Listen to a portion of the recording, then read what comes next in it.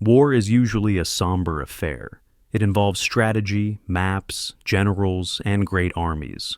But once, just once, in the dusty outback of 1932, a war was declared not against a nation, but against a bird that cannot fly, a bird that outnumbered the soldiers 10,000 to 1. And the weirdest part, the birds won. Tonight, we count the ways this event made absolutely no sense. 99 Weird Things. The Great Emu War, 1932 of Australia made no sense.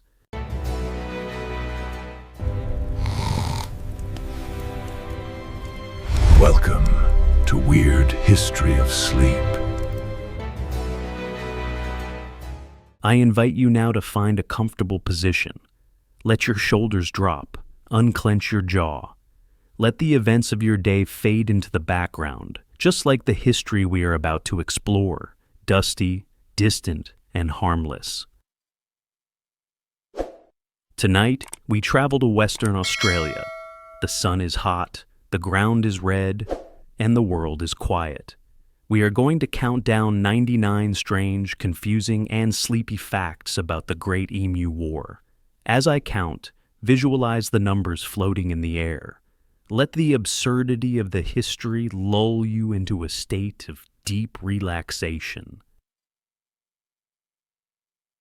Listen to my voice. Focus on the numbers. Let's begin. Number 1. The enemy was a bird, specifically the emu. Picture this enemy. They wore no uniforms, they carried no rifles.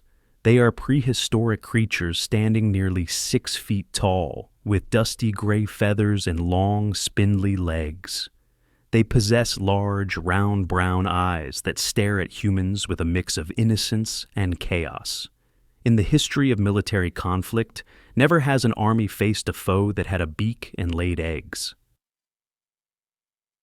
Number 2. The cause of the war was lunch. Following ancient instincts, the emus were migrating toward the coast after their breeding season.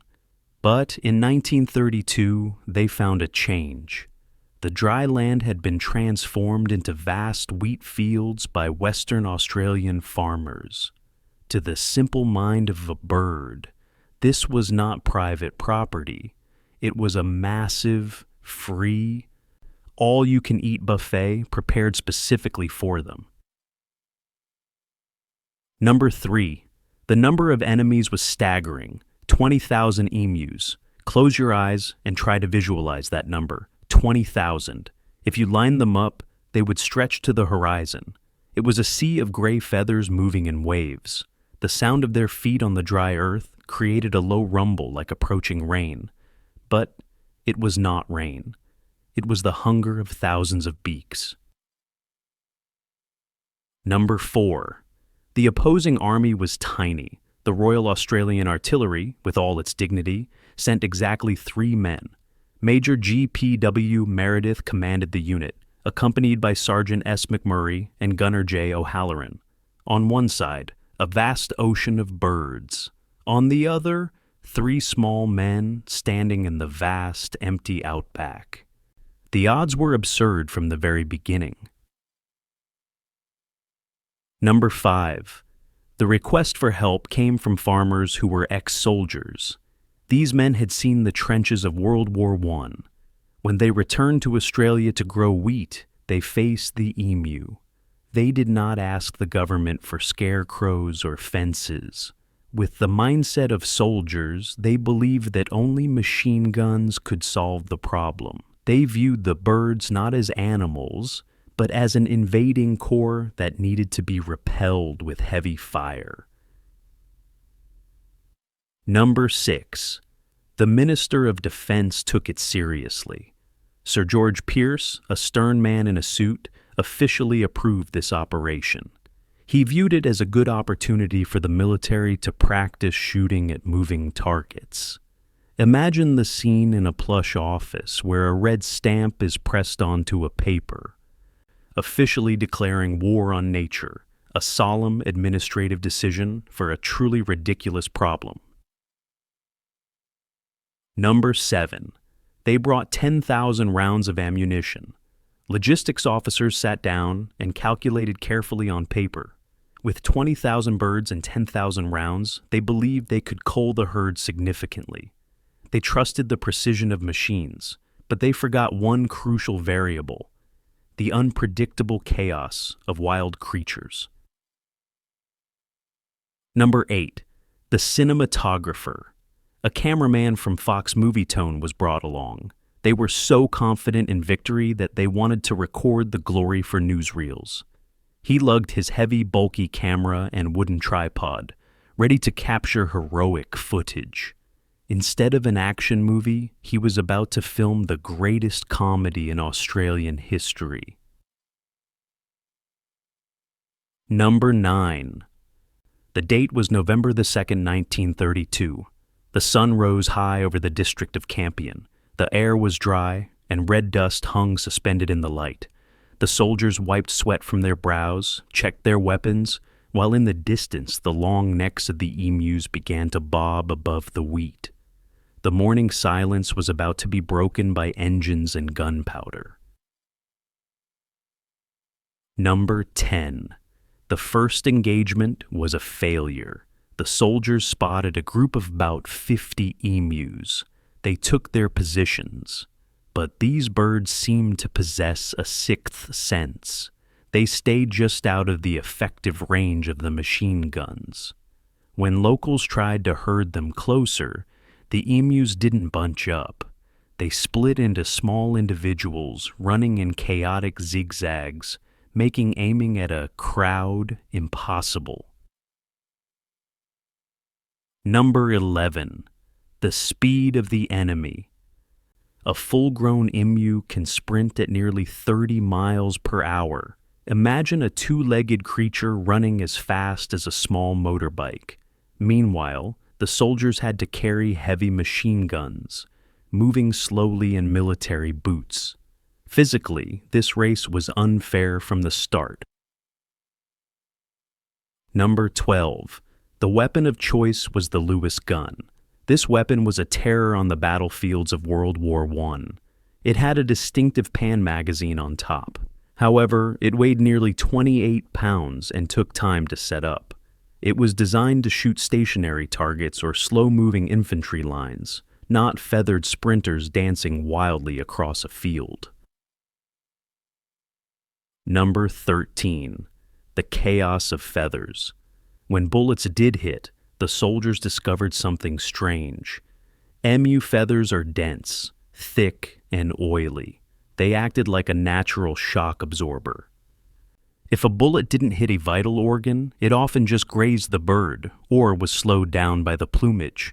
The birds seemed to be wearing natural Kevlar vests. Number 14. The second battle at the dam. On November 4th, Major Meredith changed tactics. He set up an ambush near a dam where the birds were forced to drink. Patience was key. They lay in silence, waiting, and as predicted, 1,000 emus strolled toward the trap. Everything was set perfectly. Number 15. The gun jammed. This was the height of irony. Just as the 1,000 birds entered close range, the finger squeezed the trigger, the gun roared, and then stopped after only 12 rounds. A bullet had jammed in the breech. The silence returned instantly. The birds realized the danger and vanished into the bush, leaving the soldiers cursing at their useless metal machine. Number 16. The birds had leaders. After a few days, Major Meredith noted in his field journal that each group of emus appeared to have a leader, a tall, dark-plumed male who stood apart. This bird didn't eat. He watched. When he spotted humans, he signaled, and the flock ran while he stayed behind to guard the retreat, a primitive but effective military tactic. Number 17. The intelligence of the enemy. The emus learned quickly. Within days, they knew the exact effective range of the Lewis gun. They would stand calmly eating wheat just outside the danger zone, watching the soldiers from a safe distance. They seemed to be mocking the human effort. Number 18. The guerrilla tactics. In reports sent back to headquarters, the Australian military was forced to use military terminology to describe bird behavior. They called it guerrilla tactics. The birds never gathered in large enough numbers to be wiped out. They split forces, hit and ran, destroyed the food, and vanished before the army could deploy. Number 19. The truck strategy. Not wanting to lose, Major Meredith decided to mobilize his firepower. He ordered a machine gun to be mounted on the back of a truck. The idea was to match the speed of the emus, with the gunner firing from the moving vehicle. In theory, it was a light anti-bird tank. Number 20. The terrain against technology. Reality was harsh. The Western Australian fields were not flat pavement. They were full of potholes, rocks, and hard, dry stumps. The truck bounced violently like a wild horse. The gunner in the back had to use both hands just to hold on to the truck to avoid being thrown out, let alone aim a gun. Number 21. The truck was slower than the birds. On that rough ground, the heavy mechanical truck became sluggish. The emus, with their agile legs, leaped over obstacles effortlessly. The soldiers watched helplessly as the birds left the vehicle behind in a cloud of dust, the engine roaring uselessly in the rear. Number 22. The steering wheel incident. In one dramatic chase, an emu, cornered, ran straight toward the truck. But instead of being run over, it got tangled in the steering gear. The collision caused the vehicle to lose control and crash into a farmer's fence. The truck was broken, the gun couldn't fire, and the bird stumbled up and ran away. Number 23. The budget war.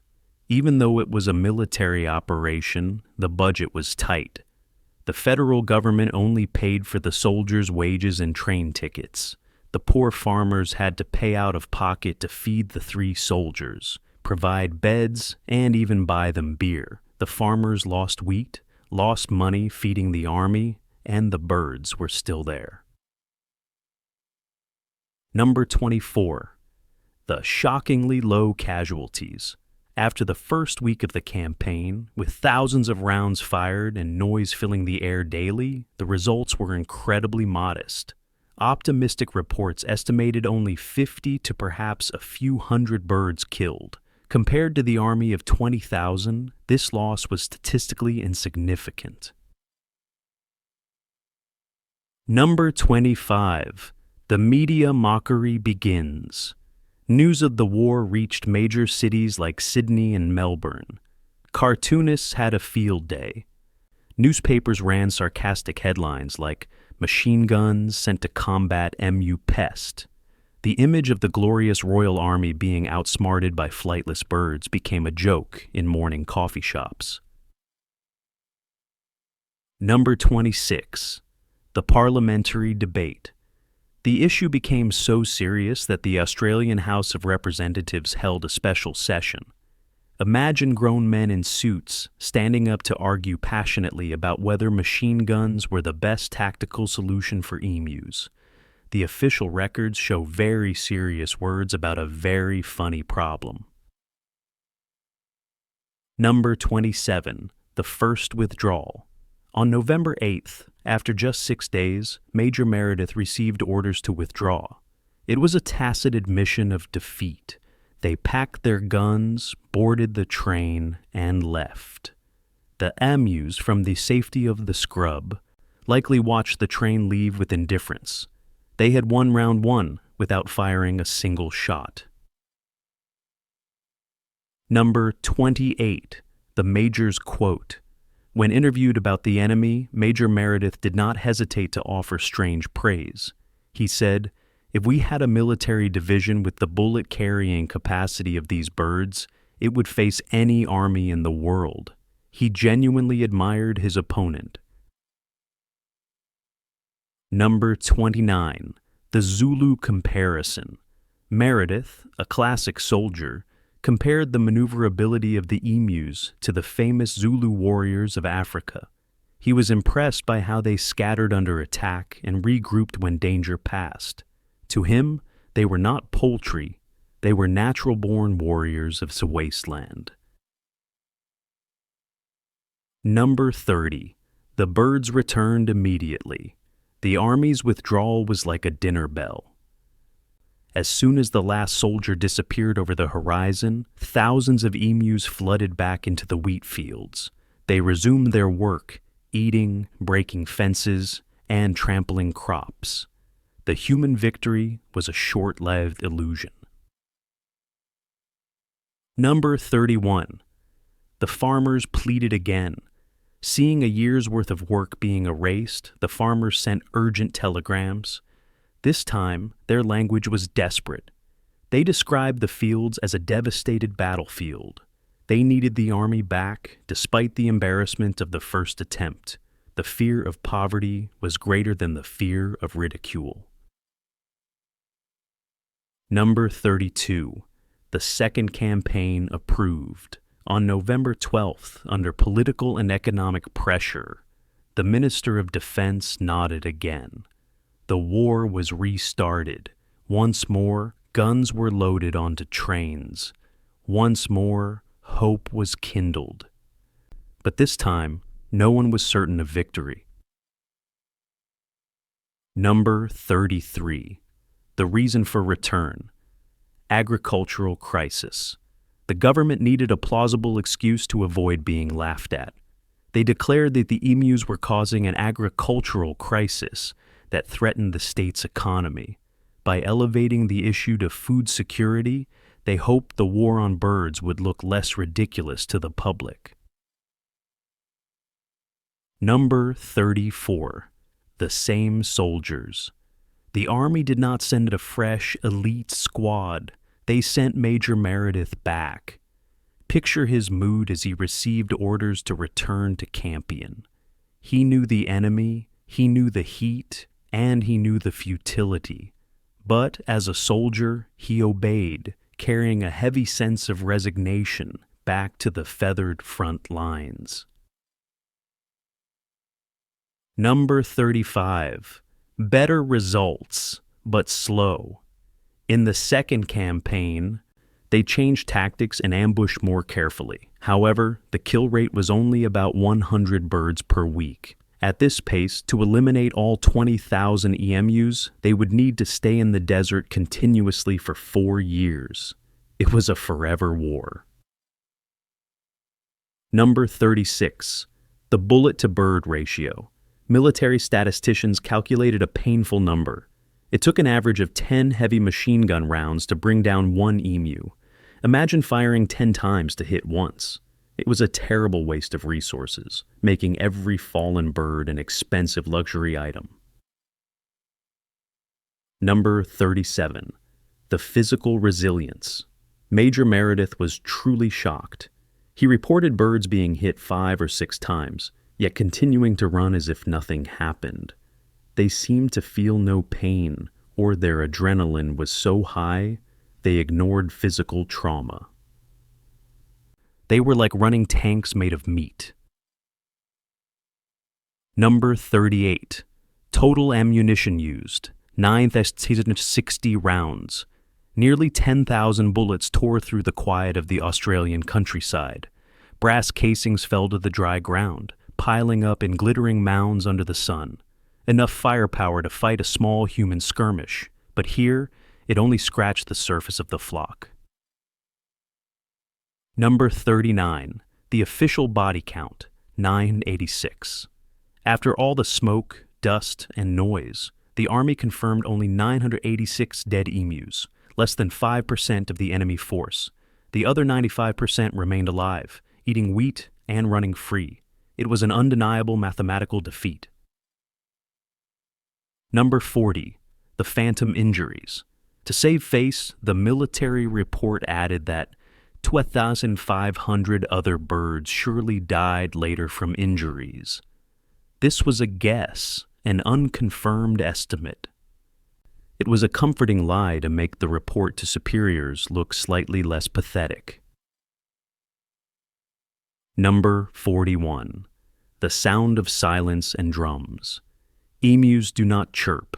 They create a deep, booming drumming sound from their chest. At night, while soldiers slept, a low thum, thum echoed from the darkness, sounding like the footsteps of giant ghosts surrounding the camp, a hypnotic, haunting lullaby. Number 42. The perfect camouflage. Emu feathers are gray-brown, exactly the color of the dry earth and Australian scrub. When they stood still, they looked exactly like dead bushes. Soldiers would squint into the distance, unsure what was a plant and what was an enemy, until the bush suddenly stood up and ran away. Number 43. The summer heat. November. In Western Australia sees temperatures soar above 100 degrees Fahrenheit. Soldiers wore thick wool uniforms, dripping with sweat, eyes stinging from dust. The heat made the air shimmer, creating mirages that made aiming even harder and more exhausting. Number 44. No human casualties. It is a blessing and a great irony that despite the emus' size and sharp claws, they never attacked the soldiers. They only ran. The Australian army was perfectly safe against a pacifist enemy who only cared about wheat, not war. Number 45. The conservation irony. If you visit Australia today, you will be heavily fined for harming an emu. From being public enemy number 1, they have become a protected icon. History changes quickly, from attempted extermination to strict preservation. Number 46. The partner on the coat of arms. Look at the Australian coat of arms. The emu stands proudly with head high next to the kangaroo. They were chosen because neither animal can walk backward, symbolizing a nation moving forward. But in 1932, their only forward motion was straight into the wheat fields. Number 47. The third request in 1934. Just 2 years after the war, farmers saw the emus return. They asked the army for help again. But this time, the government had learned its lesson. They said no. The silence of the government was the clearest answer to the futility of guns. Number 48. The fourth request in 1943. World War II was raging. But in Western Australia, farmers were still focused on emus. They asked for the army again, but the army was busy fighting real enemies overseas. The emus were left alone. Number 49. The fifth request in 1948. The World War was over, but the Emu War wasn't.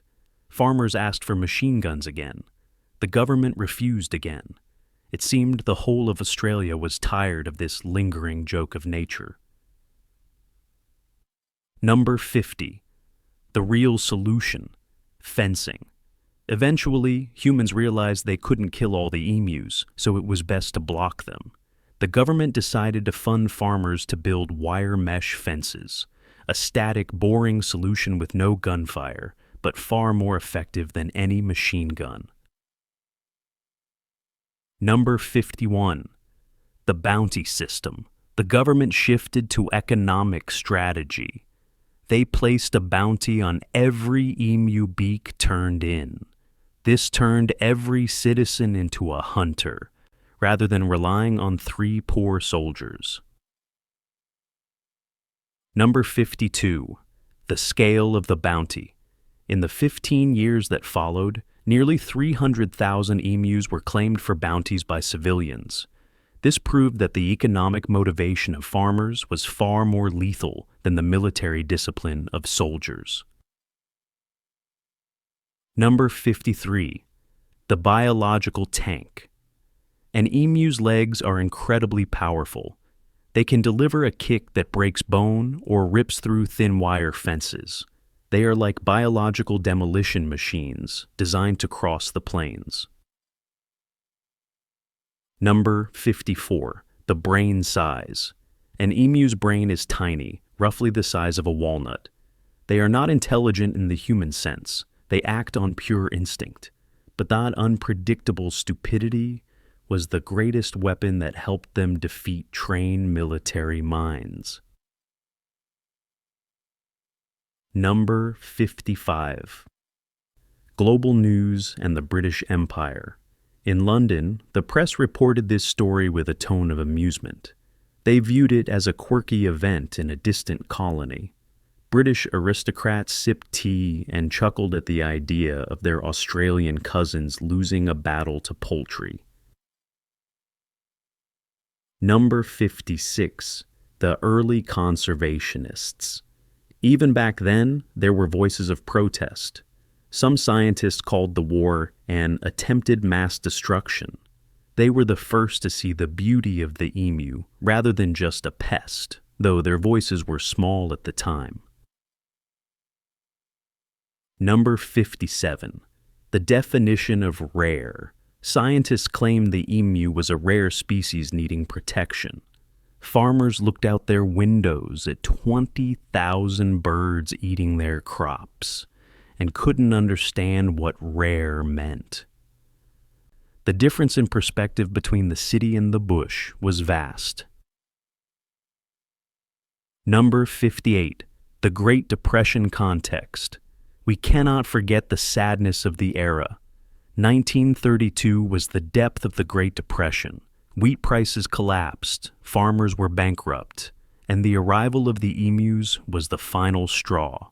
This war was born of human desperation. Number 59. The broken wheat promise. The government had encouraged farmers to grow wheat with promises of subsidies that never arrived. The emus inadvertently became the scapegoat for failed economic policies. Number 60.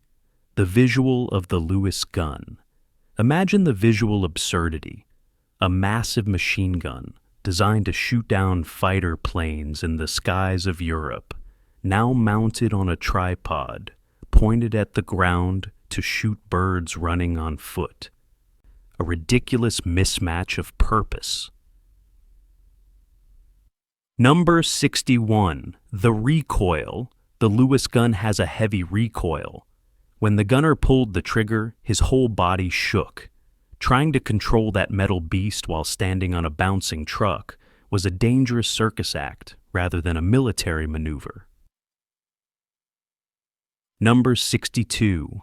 The jamming mechanism. Machine guns need cleanliness to work smoothly. But the Australian desert is not clean. Fine dust worked its way into every crevice of the gun, mixing with oil to form a sticky paste.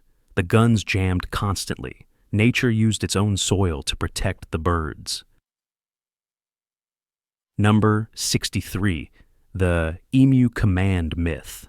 In their exhaustion, soldiers began to joke, or half believe, that the birds had a secret general staff hidden in the bush, planning strategic retreats. Panic made humans personify the animals. Number 64. No monument. There is no stone pillar listing the names of those who served in this war. No wreaths are laid annually. Only the wheat fields rustling in the wind remain, erasing all traces of the battlefield. Number 65. No blockbuster movie. Hollywood has made movies about every war, except this one. Perhaps because no one could write a serious script about it, it remains forever in oral history, a historical anecdote. Number 66. The scientific name, Dromaeus novae hollandiae. Listen to that name. Dromaeus novae Hollandiae. It sounds ancient, regal, and mysterious. It reminds us that this is a noble creature of nature, not just an oversized turkey. Number 67. The periscope advantage. With their long necks, emus can stand in the wheat and raise their heads above the stalks. They act like living periscopes, spotting soldier movements from miles away without revealing their bodies. Number 68. Intermittent sleep. Emus don't sleep for 8 solid hours like humans. They sleep in short bursts, constantly waking to listen.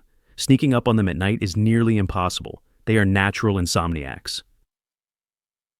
Number 69. Thirst and caution. Emus need to drink daily. Soldiers knew this and guarded the water. But the birds would rather endure thirst a little longer than walk into a trap. They waited patiently until the soldiers grew tired and lax, then snuck in for a quick drink. Number 70. Stomach full of stones. To grind food, emus swallow stones. Inside, every emu is a natural stone mill. Perhaps this layer of internal rock helped stop some bullets. A fun theory, though unproven. Number 71. Curiosity unexploited. Emus are naturally curious. If you lie on your back and wave your legs in the air, they will often come closer to investigate. If the army had known this trick instead of using loud guns, they might have won. But they were too serious to act silly. Number 72. Swimming ability. Few people know emus are excellent swimmers. If cornered against the coast or a river, they would simply dive in and swim away. The ground troops were helpless against this amphibious capability. Number 73. The giant green eggs. Emu eggs are dark emerald green, thick-shelled and bumpy. One egg weighs nearly 2 pounds. Destroying eggs was part of his control effort. But finding these green gems hidden in the vast scrub was like finding a needle in a haystack. Number 74. The father's patience. In the emu world, the male incubates the eggs. He sits still for 8 weeks, not eating, drinking, or defecating. This stubbornness and immense endurance is the quality that helped his species survive for millions of years. Number 75. The minister's nickname. After the defeat, Minister George Pierce was mockingly called the Minister of the Emu War. The title haunted his political career. He won many debates, but he lost to a flock of birds. Number 76. Farmers paid for the bullets. In the end, the bill for the ammunition was sent to the farmers. They lost crops to birds, and then lost money for bullets that missed. A bitter double loss. Number 77. The Ford Model T truck. The poor truck used to chase the birds was likely an old Ford. Its engine roared, its frame rattled, trying to push early 20th century machinery to catch a biological design perfect since the dinosaur age. Number 78. The flies. November brings not just heat, but flies. Millions of Australian bush flies swarmed the soldiers' eyes, noses, and mouths. They had to shoot while swatting insects. One hand on the gun, one hand waving at their face. The real war was against nature's annoyance. Number 79. Commands lost in noise. The Lewis gun is deafeningly loud. Any orders shouted by officers were swallowed by the noise and the wind. Coordination broke down. It was every man for himself. Number 80. Chaos through the ranks. When emus panicked, they didn't run away. They sometimes ran through. Hundreds of giant birds scattering through the soldiers' lines caused panic and disorientation. Number 81. Extreme boredom. War isn't always shooting. 90% is waiting. Soldiers sat in the sun, staring at bushes, waiting for a shadow to move. That boredom eroded morale faster than any enemy fire. Number 82, no air support. There were no spotter planes, no aerial bombing. This was a primitive ground war. If they had eyes in the sky, they might have tracked the herds. But in 1932, that was a luxury they didn't have. Number 83, valuable emu oil. Today, emus are farmed for oil used in cosmetics and medicine. Back then, the carcasses were left to rot, wasting a valuable resource. Humans failed to see the value in their enemy. Number 84, the pest paradox. The emu is native. They have been there for millions of years. Wheat is an introduced species brought by humans. Biologically, the wheat was the invader, and the emu was just adapting to the changing habitat. Number 85, the silence returns. When the army left for the final time, the silence reclaimed Campion. Only the wind through the broken fences and the soft footsteps of the victors remained. Number 86, local legends. Farmers in Campion told stories of the war over beers for decades. They laughed about those days. The pain of lost crops faded, leaving only the funny tale of soldiers and birds. Number 87, Internet fame. Nearly a century later, thanks to the internet, the story went viral. Memes and cartoons about the Emu War are everywhere. The younger generation finds joy in the silly failure of the past. Number 88, emu musicals. Amateur musicals have been written about this event.